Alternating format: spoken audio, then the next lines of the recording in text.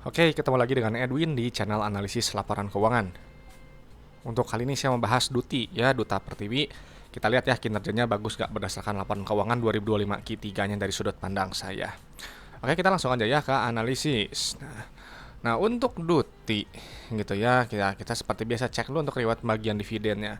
Dan dari data yang saya temukan, ini memang perusahaan ini dia bolong-bolong ya bagi dividennya. Mungkin pertama kali bagi dividen itu tahun buku 2019, 2020 absen, 2021 bagi dividen, 2022, 2023 dia nggak ada bagi dividen, tapi 2024 dia bagi dividen ya meskipun cuma interim gitu.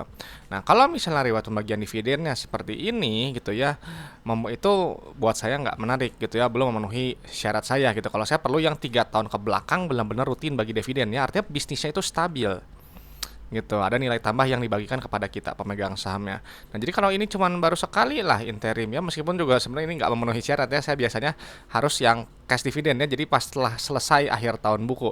Jadi buat saya ya untuk Duti nggak menarik gitu ya, belum menarik gitu. Karena buat saya penting ya perusahaan itu harus bagi dividen. Kenapa gitu ya? Perusahaan itu harus bagi dividen karena gitu ya, perusahaan yang bagi dividen adalah perusahaan yang memang sudah terbukti profit dari bisnisnya ya, dan punya kondisi bisnis yang sehat gitu. Jadi kalau dia nggak bagi dividen ya bisa jadi perusahaan tersebut cuma untung di atas kertas saja ya, atau mungkin ada masalah sama bisnisnya, atau ya, atau dia cuma memperkaya owner perusahaannya aja yang biasanya merangkap sebagai komisaris dan direksi. Nah, jadi apa namanya, untuk Duti mungkin masih belum masuk kriteria saya ya. Kalau belum menarik, sepertinya close aja laporan keuangannya, cari saham lain kalau buat saya. Oke ya, kita langsung cek dulu ya untuk laporan keuangannya. Ini kita langsung pilih untuk Kasta Rakas ya, yang ini nilainya yang paling atas. Kenapa kita harus lihat Kasta Rakas ya? Karena Kasta Rakas ini adalah jumlah uang yang ada di dalam dompet perusahaan. Ya, uang ini punya fungsi untuk bayar operasional usaha, ekspansi usaha, dan juga untuk bayar pinjaman ke bank. Jadi nilainya jangan terlalu sedikit ya. Kalau terlalu sedikit bisa jadi aktivitas-aktivitas ini terganggu. Nah, memang untuk Duti posisi Kasta Rakasnya ini menguatnya naik 36%, naik 921 miliar. Ya, nanti detailnya kita cek di laporan arus kasnya. Selanjutnya kita langsung cek ke bagian ekuitas ya, yang ini nilainya. Kita pindahkan dulu untuk saldo labanya. Kenapa harus lihat saldo laba? Ya, karena saldo laba ini salah tulis bentar ya. Kenapa harus lihat saldo laba? Karena saldo laba adalah total akumulasi keuntungan yang telah dihasilkan perusahaan dari semenjak perusahaan yang pertama kali berdiri sampai sekarang 2025 Q3.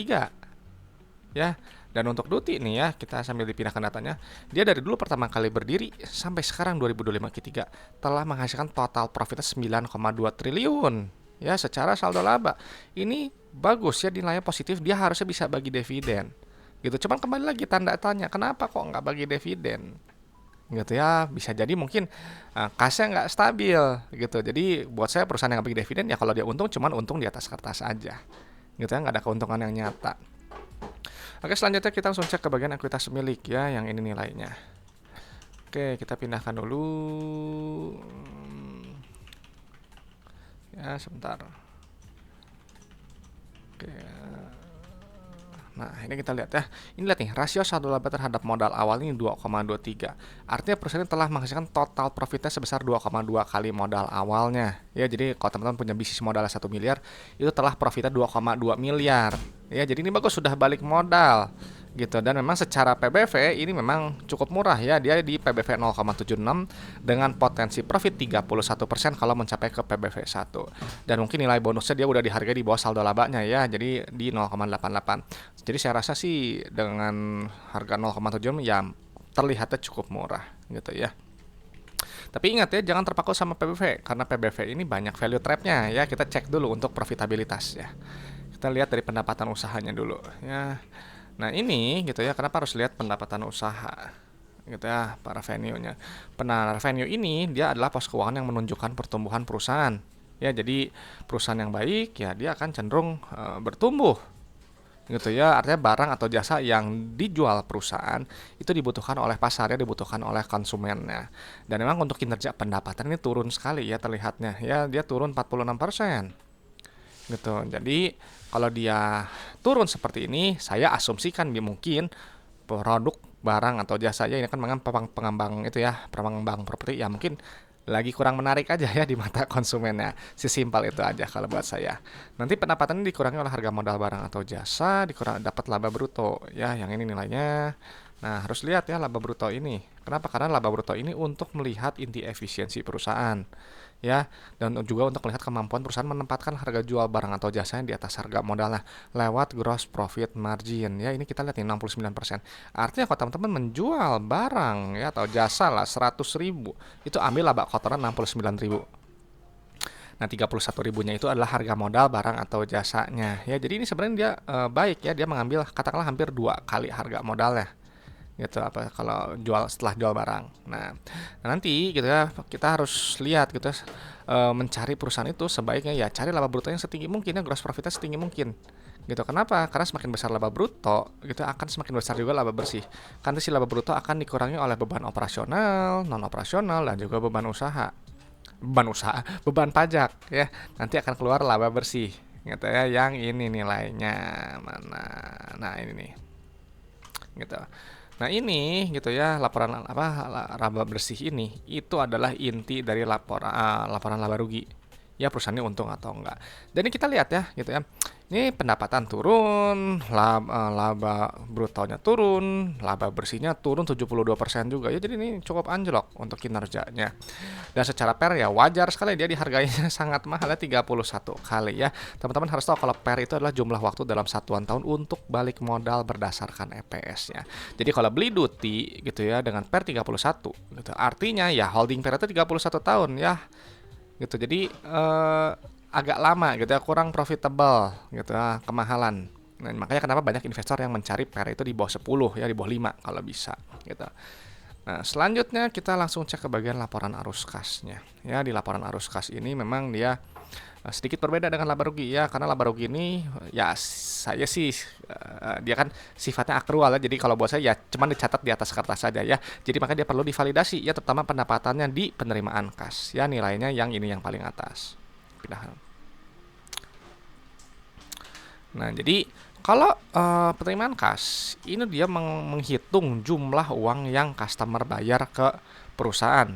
Kan jual customer perusahaan itu kan jual barang tuh, ya, jual barang atau jasa. Nah, customer bayar. Nah, itu uang kasnya itu yang dihitung di dalam pos ini.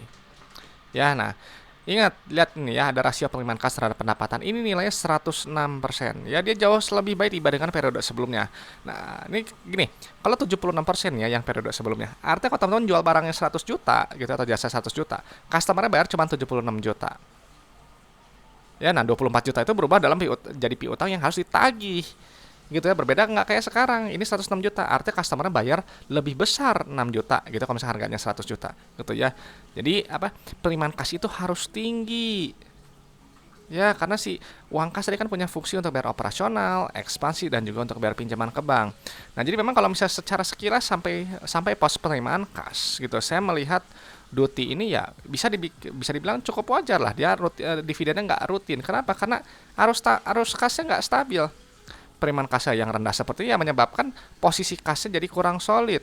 Kita nggak ada uang sisa yang bisa dibagikan kepada pemegang sahamnya. Dan juga memang mungkin kinerjanya mungkin agak naik turun ya, karena ini terlihat lumayan tuh ya, ini naiknya besar gitu ya, mungkin ininya per sekarangnya turun. Ya memang harus dicek lagi ke periode-periode sebelumnya gitu. Nah, jadi sekarang dia bilang si Duti ini dia bilang pendapatannya 1,6 triliun, uang kas yang diterima 1,8 triliun ya. Nah, si uang kas ini digunakan untuk bayar operasional nih ya, supplier, karyawan, kontraktor, dan seterusnya. Nanti keluar net CFO.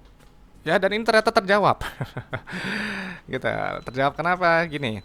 Ini lihat ya, net CFO-nya negatif ya. Yang bagus itu nilainya positif seperti periode sebelumnya. Gitu ya. Kalau dia positif, ada bisa menghasilkan uang tunai. Gitu ya, uangnya nggak habis hanya untuk bayar operasional, nggak kayak sekarang nilainya negatif ya. Artinya duitnya ini udah dikumpulkan susah payah dari customer, habis seluruhnya untuk bayar operasional ya, termasuk bayar supplier, kontraktor, dan gaji ya. Kalau posisinya di manajemen gitu ya, top manajemen, enak, udah dapat gaji pasti. Tapi kalau kita pemegang sahamnya dapat apa? Ya nggak dapat apa-apa gitu. Jadi ini sebenarnya kalau CFO-nya negatif, ini sudah tanda-tanda gitu ya, harus diwaspadai kalau buat saya. Karena ya kalau CFO-nya negatif, ya kan tadi nggak ada uang tunai, mau bayar dividen pakai apa? gitu ya. Nah, sekarang kita lihat aktivitas investasi atau aktivitas ekspansi usahanya. Ya, ini nilainya positif ya. Nah, kalau nilainya positif gitu ya, dia menahan ekspansinya. Ya, dia nggak kayak pada sebelumnya nih. Sebelumnya dia ekspansi bagus. Nah, tapi kalau sekarang dia nggak ekspansi, malah melakukan pencairan investasi. Ya, gitu. Jadi apa namanya? Oh, saya lebih suka memang yang perusahaan yang dia berekspansi semakin lama semakin besar gitu. Atau setidaknya dia memelihara lah ya alat-alat aset produktifnya gitu. Jadi nilai negatif. Nah, kalau misalnya seperti ini, kita cek lagi sekarang di aktivitas pendanaan atau aktivitas pinjaman ke banknya. Ya, ini nilainya positif gitu ya. Artinya kalau nilai positif, perusahaan berusaha mengambil lagi pinjaman gitu ya, nggak kayak sebelumnya nih. Sebelumnya dia kan negatif. Kalau negatif ya dia berusaha untuk melunasi pinjaman. Tuh, cuman ini menariknya gini. Ini kan di sini perimaan atas peningkatan modal saham ya, oke gitu. Nah, cuman yang uniknya ini adalah ini pembayaran dividen oleh entitas anak ya untuk bagian KNP. Nah, jadi biasanya untuk pembagian dividen itu ada dua, yang satu untuk KNP, satu lagi untuk kita pemegang sahamnya gitu. Nah, kalau misalnya kita lihat nih, untuk yang KNP-nya dia rutin, tapi kita pemegang sahamnya kan nggak dapat apa-apa gitu ya. Jadi saya rasa perusahaan ini ya kurang pro kepada pemegang saham gitu ya. Dan memang setelah dilihat dari pola arus kasnya juga dia lihat CFO negatif, CFI positif, CFF positif ya. Dari sekilas itu dia sama sekali apa tidak menguntungkan buat kita pemegang sahamnya, dan kinerja juga terlihat nggak stabil gitu ya. Mungkin bisa dimaklumi juga karena ya memang untuk yang bergerak di bagian pengembangan properti kan memang dia apa ya, tahu lah pasti teman-teman tahu ya kalau udah sering lihat yang konstruksi properti gitu kan, dia kadang uang kasnya kadang nggak stabil gitu, utang besar juga gitu, seperti itu gitu. Jadi ya ini buat saya sih apa namanya harus dilihat lebih lanjut ya, kita lihat secara likuiditas dan solvabilitasnya. Oke, kita langsung untuk lihat rasio lancar dan rasio kasnya, kita pindahkan dulu ya data-data keuangannya. Oke, untuk jangka pendek, nah liabilitasnya pindahin dulu.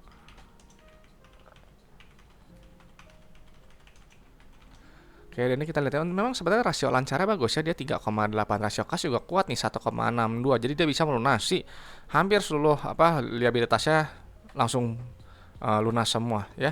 Nah, sekarang kita lihat nih untuk utang jangka pendeknya, short term debt-nya. Nah, di sini gitu ya. Di sini terlihat dia nggak ada utang bank. Ya, jadi utangnya nol ini.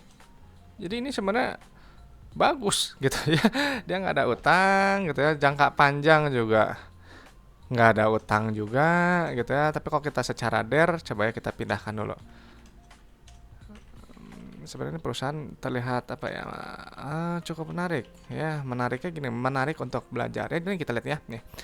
Rasio utang terhadap ekuitasnya juga daerah rendah ya, di bawah 1 di 0,2 gitu. Jadi ya memang sekilas ini resiko rendah gitu ya bisnisnya. Cuman gitu ya, saya bisa lihat gitu ya kalau perusahaan ini memang dia yang tadi nggak stabil di arus kas ya. Jadi kalau misal perusahaan nggak stabil di arus kas, dia akan sulit bagi dividen. Karena syarat untuk bagi dividen itu ada dua. Yang pertama harus punya saldo labanya dulu positif, ya artinya dia menghasilkan keuntungan. Dua, dari bagian kasnya harus mencukupi untuk bayar dividen. Karena kalau uang kasnya nggak cukup ya dia nggak akan bisa bagi dividen. Nah, cuman memang ini jujur aja gitu, ini perusahaan yang agak tanda tanya ya buat saya gitu ya, karena memang unik gitu ya, bukan baru kali ini ada yang serupa gitu ya. Cuman sekilas memang ya apa ya, yang perusahaan seperti ini kurang pro lah kepada pemegang sahamnya. Jadi setelah kita pindahkan data-datanya gitu ya, buat saya ya perusahaan ini memang nggak menarik ya, 3 tahun ke belakang nggak bagi dividen, artinya bisnisnya memang buat saya sih nggak stabil gitu ya. Dan juga apa namanya saldo laba ya bagus lah, dia memang positif telah menghasilkan profitas 2,2 kali modalnya ya. PBV memang juga cukup murah di 0,76 ya, dengan potensi profit 31% kalau dia mencek ke book value-nya. Namun PER ya karena penurunan kinerja ya dia PER jadi naik ya, jadi 31 kali kemahalan.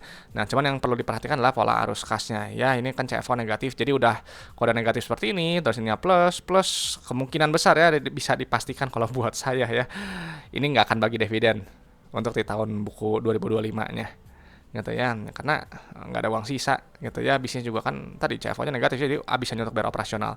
Uang ini semua digunakan untuk operasional ya, makanya dia meskipun ada kenaikan kastara kas gitu ya, tapi kastara kas ini buat saya nggak berarti gitu ya, karena ya tadi kelebihan kas itu bisa dinikmati oleh pemegang saham ya. Caranya ya tadi bagi dividen gitu ya, atau ekspansi, ini nggak ekspansi ya, atau bayar pinjaman tapi ini bagusnya nggak ada pinjaman, atau buyback saham aja. Dan di sini kan nggak ada saham treasury ya, jadi dia juga nggak begitu peduli dengan nggak peduli untuk meningkatkan kekayaan pemegang sahamnya ya. Dan memang secara likuiditas dan solvabilitas juga ini memang rendah resiko ya, posisi kas juga terlihat solid gitu. Cuman ya buat saya dengan seperti ini sih tampaknya value trap ya Duti gitu. Dan itu aja mungkin sharing dari saya untuk Duti ya. Nggak tahu nih buat teman-teman, si Duti ini menarik nggak? Ya, coba sharing di kolom komentar lah ya kalau teman-teman punya saham Duti gitu ya. Dan yang teman-teman harus tahu, kalau analisis laporan keuangan itu hanyalah sebagian kecil dari fundamental ya, hanya menilai kinerja masa lalu sampai 2025 Q3. Jadi untuk Q4 sekarang berjalan, tahun ke depan gimana, saya tidak tahu ya. Jadi teman-teman harus analisis lebih lanjut, harus proyeksikan sendiri apakah masih bagus atau enggak. Nah, dan teman-teman ya saya hanya bahas ya kinerja sahamnya ini kinerja perusahaannya hanya berdasarkan laporan keuangan yang ada ya 2025 Q3 gitu. Jadi kalau untuk masalah harga besok naik atau turun ya itu saya kembalikan lagi aja ke market ya, dan untuk masalah valuasi murah atau mahal tergantung kembali lagi ke teman-teman yang menilai ya, subjektif aja itu. Oke teman-teman, terima kasih sudah menyimak gitu ya. Semoga sharing dari sini bisa bermanfaat dan juga bisa memperkaya pandangan teman-teman dalam menilai suatu perusahaan. Saya Adun dari channel Analisis Laporan Keuangan. Sampai jumpa di video-video berikutnya.